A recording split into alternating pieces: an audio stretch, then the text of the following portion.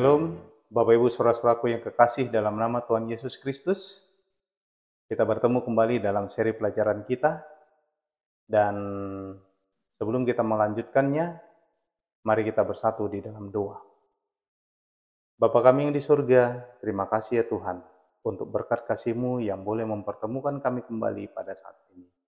Melalui kanal virtual ini ya Tuhan, kami mau belajar firman Tuhan. Biarlah Engkau yang mengurapi masing-masing kami dari manapun kami berada, agar kami dengan kuasa Roh Kudus dapat memahami firman ini dengan baik, dan selanjutnya kami boleh menghidupkannya di dalam kehidupan kami. Inilah doa permohonan kami Bapa, kehendak mulai yang terjadi dalam hidup kami, dalam nama Tuhan Yesus kami berdoa. Amin. Bapak Ibu saudara-saudaraku yang kekasih dalam nama Tuhan Yesus Kristus. Sebagai pelajaran kita pada saat ini yaitu pelajaran yang ketiga. Judulnya, awal yang kasar. Ayat inti untuk pelajaran kita pada saat ini diambil dari kitab Keluaran pasal 5 ayat yang pertama sampai yang kedua. Dikatakan bahwa kemudian Musa dan Harun pergi menghadap Firaun, lalu berkata kepadanya, "Beginilah firman Tuhan Allah Israel. Biarkanlah umatku pergi untuk mengadakan perayaan bagiku di padang gurun." Tetapi Firaun berkata, "Siapakah Tuhan itu yang harus kudengarkan firman untuk membiarkan orang Israel pergi? Tidak kenal aku Tuhan itu, dan tidak juga aku akan membiarkan orang Israel pergi." Bapak Ibu saudara-saudaraku yang kekasih, sebagai fokus untuk pelajaran pada saat ini, yaitu dari Keluaran pasal 5 ayat 1 sampai Keluaran pasal 7 ayat yang ke-7. Bapak Ibu saudara-saudaraku yang kekasih dalam nama Tuhan Yesus Kristus, menjadi ringkasan dari pelajaran kita pada saat ini, yaitu pendahuluannya. Situasi Israel ini berubah dalam cara-cara yang tak terduga, Bapak Ibu sekalian. Allah berjanji bahwa Dia akan memimpin umatnya keluar dari Mesir, tetapi sebaliknya mereka melihat kehidupan mereka langsung memburuk. Firaun memberikan tuntutan yang tidak masuk akal kepada mereka, Bapak Ibu sekalian. Selain itu, ia menolak untuk membiarkan orang Israel pergi dan menyembah Allah mereka. Keadaan mereka begitu buruk sehingga orang Israel tidak mendengarkan Musa karena mereka putus asa dan arena perbudakan yang berat. Keluaran pasal 6 ayat yang ke-8. Namun Bapak Ibu sekalian, Allah menyuruh Musa untuk berbicara kepada Firaun lagi. Tetapi Musa keberatan 2 kali atas perintah Allah. Dia mengatakan, "Bagaimana mungkin Firaun akan mendengarkan aku?" Keluaran pasal 6 ayat 12 dan 29. Sementara orang Israel sendiri tidak mendengarkan aku. Dan aku seorang yang tidak patah lidahnya. Keluaran 6 ayat 29. Terdapat berbagai percakapan dalam bagian ini. Keluaran 5 ayat 1 sampai Keluaran 7 ayat yang ke-7. Bapak Ibu saudara-saudaraku yang kekasih, pertemuan atau percakapan antara individu dan kelompok-kelompok yang berbeda mempersiapkan panggung bagi pertunjukan kemuliaan Allah yang dahsyat. Sebagai berikut. Yang pertama, Musa dan Harun berbicara dengan Firaun. Keluaran pasal 5 ayat 1 sampai 5. Yang kedua, Firaun berbicara kepada para pengerah dan para mandor. Keluaran pasal 5 ayat 6 sampai 9. Yang ketiga, para pengerah dan para mandor ini berbicara kepada bangsa Israel. Keluaran pasal 5 ayat 10 sampai 14. Yang keempat Bapak Ibu sekalian, para mandor orang Israel ini berbicara kepada Firaun. Keluaran pasal 5 ayat 15 dan sampai 18. Bapak Ibu saudara-saudaraku yang kekasih, para mandor, poin yang kelima, para mandor orang Israel berbicara kepada Musa dan Harun. Keluaran pasal 5 ayat 19 sampai 21. Yang keenam, Bapak Ibu sekalian, Musa berbicara kepada Tuhan. Keluaran 5 ayat 22 sampai Keluaran 6 ayat yang ke-8. Musa berbicara kepada orang-orang Israel. Keluaran 6 ayat yang ke-9. Dan yang ke-8, Tuhan berbicara kepada Musa. Keluaran 6 ayat 10 sampai 12. Bapak Ibu saudara-saudaraku yang kekasih, percakapan-percakapan ini diikuti oleh pernyataan yang Tuhan berbicara kepada Musa dan Harun. Keluaran 6 ayat 13, ayat 26 dan ayat 27. Di antara pernyataan-pernyataan ini terselip catatan nenek moyang Musa dan Harun. Keluaran 6 ayat 14 sampai 25. Kemudian Bapak Ibu sekalian, dialog antara Musa dan Tuhan ini dicatat lagi sebagai pendahuluan dari 10 tulah. Keluaran 6 ayat 28 sampai Keluaran 7 ayat yang kelima. Dalam bagian penutup dari bagian ini, penurutan Musa dan Harun ditekankan secara positif karena mereka melakukan segala sesuatu dengan tepat seperti yang diperintahkan Tuhan kepada mereka. Keluaran 7 ayat yang ke-6. Bersamaan dengan pujian ini Bapak Ibu sekalian, usia mereka disebutkan. Musa berusia 80 tahun dan Harun 83 tahun. Keluaran 7 ayat yang ke-7. Bapak Ibu sekalian, kita dapat menyimpulkan bahwa tidak ada masa pensiun dalam pelayanan bagi Allah. Dia membutuhkan semua orang untuk bekerja sama dengannya demi memajukan tujuannya, baik muda maupun tua, baik laki-laki maupun perempuan, anak-anak dan orang dewasa, orang merdeka maupun budak, orang kaya maupun miskin, berpendidikan maupun tidak, orang-orang di posisi tinggi dengan pengaruh besar maupun karyawan biasa. Setiap orang dapat mengerjakan bagiannya Bapak Ibu sekalian, dan bersama-sama kita dapat memenuhi misi yang Allah tetapkan bagi kita. Bapak Ibu saudara-saudaraku yang kekasih, sebagai tema pelajaran kita pada saat ini, kita mau melihat bagaimana meskipun Firaun dengan tegas mengatakan tidak terhadap tuntutan Allah untuk membiarkan umatku pergi, Allah mempersiapkan jalan keluar bagi umat. Namun demikian Bapak Ibu sekalian, bangsa Israel kehilangan iman mereka. Bahkan Musa berdebat dengan Allah, bertanya mengapa keadaan menjadi lebih buruk. Dikatakan, mengapa engkau mendatangkan kesusahan kepada bangsa ini? Inikah alasan engkau mengutus aku? Keluaran 5 ayat 22. New International Version. Alasan dari pertanyaan-pertanyaan sulit ini terletak pada kenyataan bahwa setelah pertemuan langsung pertama dengan Firaun, situasinya menjadi lebih rumit. Dengan kehidupan bagi bangsa Israel menjadi lebih buruk. Baik Musa maupun bangsa Israel tidak mengharapkan dilema seperti itu Bapak Ibu sekalian.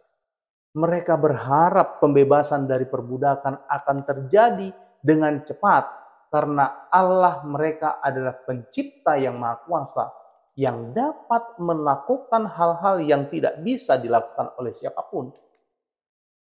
Betapa mengecewakan Bapak Ibu sekalian. Namun demikian, Allah mempersiapkan skenario pembebasan dan mempersiapkan Musa serta Harun untuk perlawanan baru dengan raja. Bapak Ibu sekalian, kita masuk ke dalam bagian komentar untuk pelajaran kita pada saat ini. Ayat hafalan dalam pelajaran kita saat ini menggambarkan latar belakang untuk drama yang akan segera terjadi Bapak Ibu sekalian. Musa setelah 40 tahun absen dari Mesir, kembali memasuki istana Firaun pada tahun 1450 sebelum Masehi. Musa dan Harun, Bapak Ibu sekalian, mengunjungi Firaun Tutmose III dan memperhadapkannya dengan perintah Allah. Dikatakan, biarkan umatku pergi, supaya mereka beribadah kepadaku. Keluaran pasal 7 ayat yang ke-16. Bapak Ibu sekalian, Firaun menolak untuk mengakui keberadaan Allah dan otoritasnya. Dia menganggap dirinya dewa, menyembah banyak dewa buatan manusia, dan tidak mau menerima permintaan dari Allah orang Ibrani yang hidup. Jawaban sombongnya mencerminkan kekuatan Mesir sebagai budaya kafir, materialistis, dan yang menyembah dewa-dewanya sendiri dalam bentuk berhala. Firaun menolak kedaulatan Allah, Bapak Ibu sekalian, dan menentang keberadaannya. Jawabannya yang arogan menggambarkan kekuatan Mesir sebagai budaya pagan, materialistis, yang menyembah dewa-dewa mereka sendiri dalam bentuk-bentuk berhala. Bapak Ibu sekalian, Firaun menyangkal kedaulatan Tuhan dan menentang keberadaannya. Dia mengatakan, siapakah Tuhan itu yang harus kudengar firman-Nya untuk membiarkan orang Israel pergi? Tidak kenal aku Tuhan itu, dan tidak juga aku membiarkan orang Israel pergi. Mengapa kamu bawa-bawa, secara literal membiarkan pergi bebas orang-orang itu dari pekerjaannya dan membuat mereka berhenti, dalam bahasa Ibrani disebut sabat, dari pekerjaan mereka? Keluaran pasal 5 ayat 2, ayat 4, dan ayat yang kelima. Bapak Ibu saudara-saudaraku yang kekasih, kata Ibrani untuk Mesir adalah Mitzrayim, yang berarti satu negeri yang cengkraman ganda, merujuk pada perbudakan yang berat dan cengkraman kekuasaan untuk memerintah dan menyuruh orang lain atas apa yang harus dilakukan. Dalam tanggapannya terhadap tuntutan Allah, Bapak Ibu sekalian, Firaun menyebutkan bahwa Musa dan Harun ingin menghentikan pekerjaan orang Israel dan membuat mereka berhenti dari pekerjaan mereka. Menurut beberapa penafsir, Bapak Ibu sekalian, penafsir Yahudi dan Kristen, mereka mengatakan kata sabat, kata Ibrani sabat, ini menunjuk pada perhentian sabat.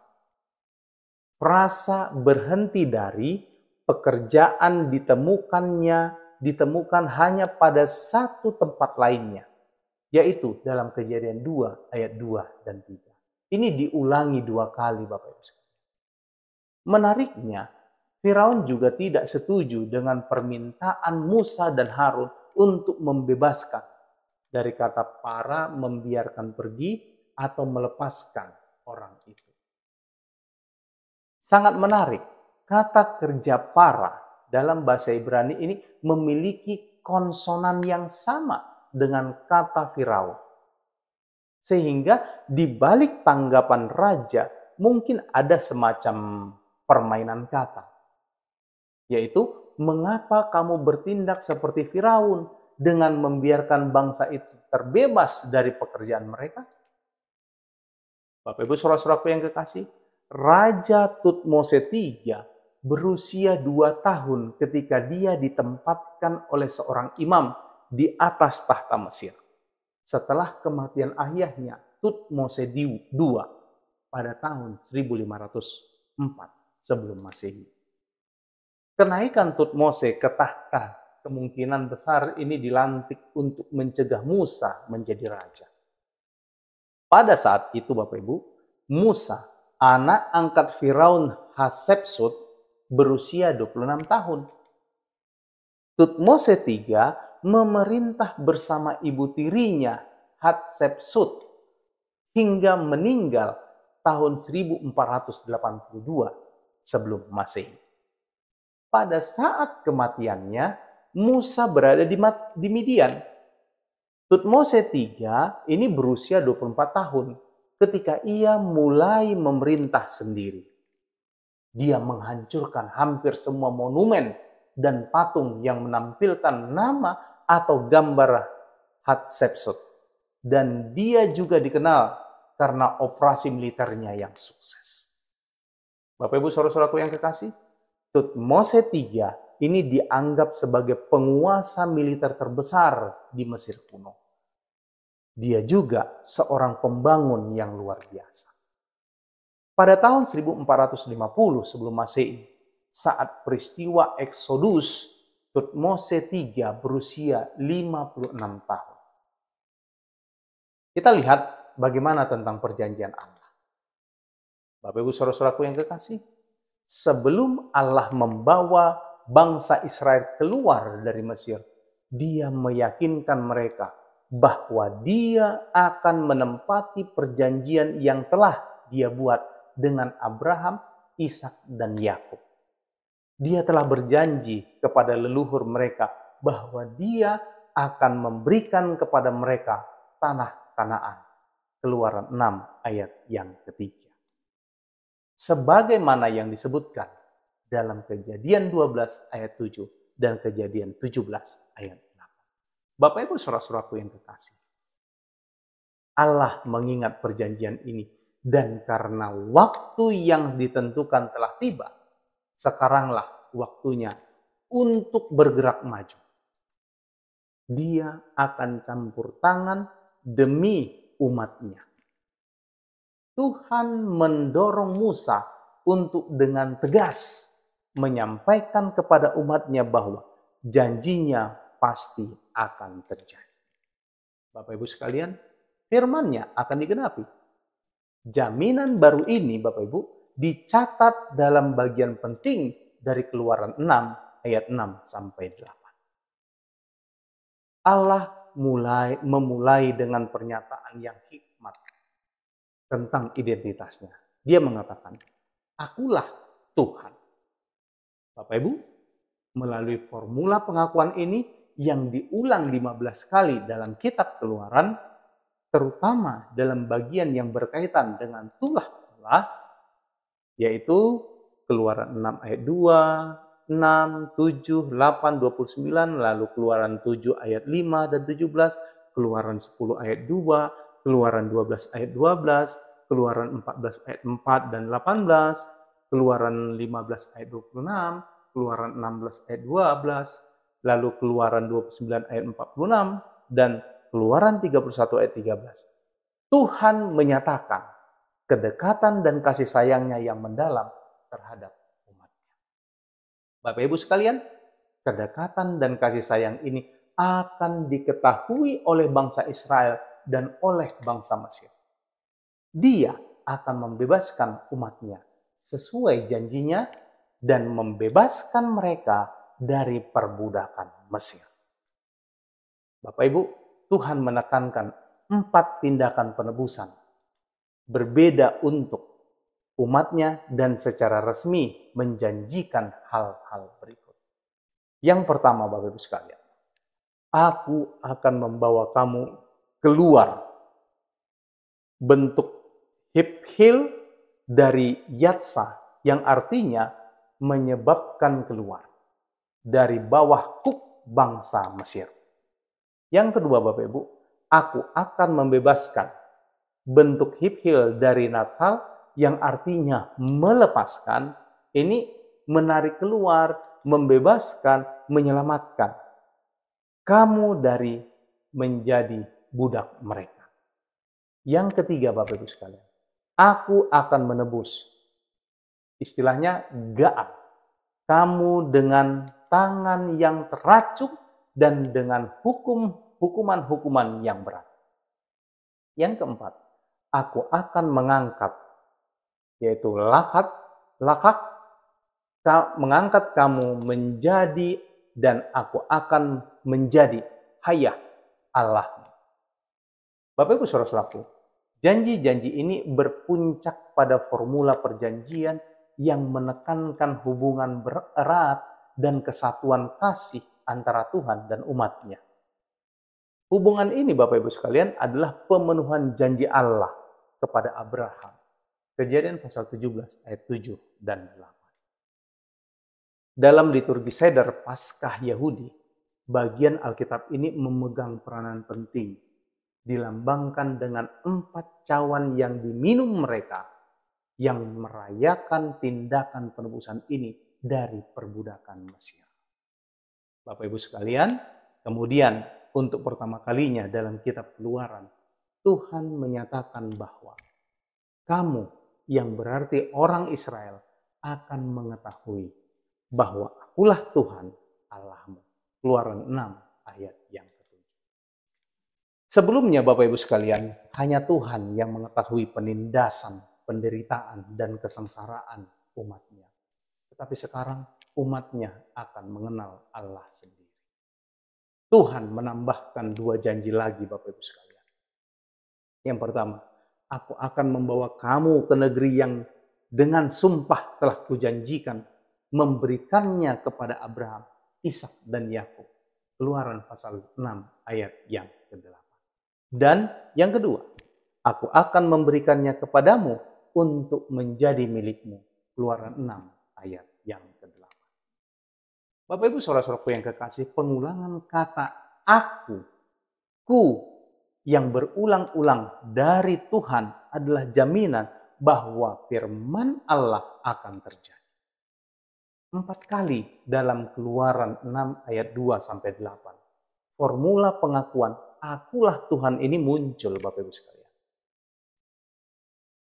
Frasa ini ada di awal dan di akhir bagian ini sebagai sebuah inklusio atau struktur payung dalam Keluaran 6 ayat 2 dan 8 sebagaimana dalam 2 tempat tambahan dalam Keluaran 6 ayat 6 dan 7. Bapak Ibu saudara-saudaraku yang kekasih, reaksi bangsa Israel menurut ayat yang 9 ini sangat menyedihkan. Musa berbicara kepada bangsa itu tetapi mereka begitu putus asa sehingga tidak mau mendengarkan kata-kata jaminan Tuhan.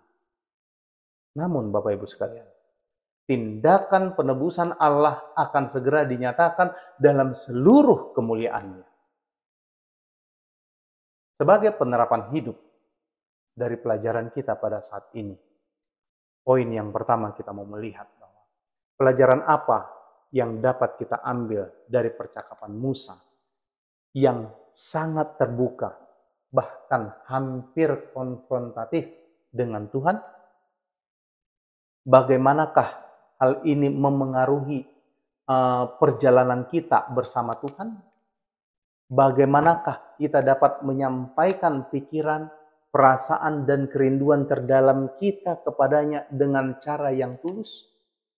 Bagaimanakah kita dapat berbicara kepadanya mengenai emosi negatif kita seperti kekecewaan, kepahitan, rasa frustasi, kebencian, kecemburuan, dan bahkan kemarahan? Yang kedua Bapak Ibu sekalian, kita tidak percaya dengan takdir atau determinisme.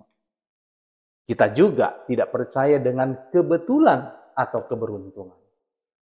Kita percaya pada kepemimpinan Tuhan yang dapat diandalkan ketika kita memintanya dengan tulus dan jujur. Bapak Ibu, bagaimanakah kita dapat belajar untuk lebih percaya kepada Allah dan bergantung sepenuhnya pada pimpinannya? Allah yang ketiga Bapak Ibu sekalian, Allah tidak memanggil kita untuk menjadi sukses. Dia memanggil kita untuk setia. Kita perlu setia pada panggilannya, melakukan apa yang diperlukan agar menjadi saksi yang baik dalam setiap tahap pertumbuhan yang kita jalani, Bapak Ibu sekalian. Kesuksesan dan kesejahteraan kita bergantung pada Allah. Bapak Ibu sekalian, bagaimanakah Anda? Bagaimanakah kita tanpa menjadi konfrontatif dapat menolong dan memimpin orang lain melihat campur tangan Allah dalam kehidupan mereka? Yang keempat, Bapak Ibu sekalian, Mesir memainkan peran penting dalam nubuatan Alkitab. Realitas apa dalam zaman pasca modern, mega modern ini yang disimbolkan oleh Mesir yang mengarah dan diperhadapkan dengan kita? Yang kelima, Bapak Ibu, mengapa harapan kita terhadap campur tangan dan tindakan Allah seringkali tidak terpenuhi? Mengapa Dia sering bertindak hanya saat seluruh harapan kita telah hancur? Tuhan memberkati kita.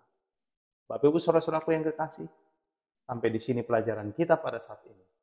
Mari kita akhiri pelajaran kita ini dengan berdoa.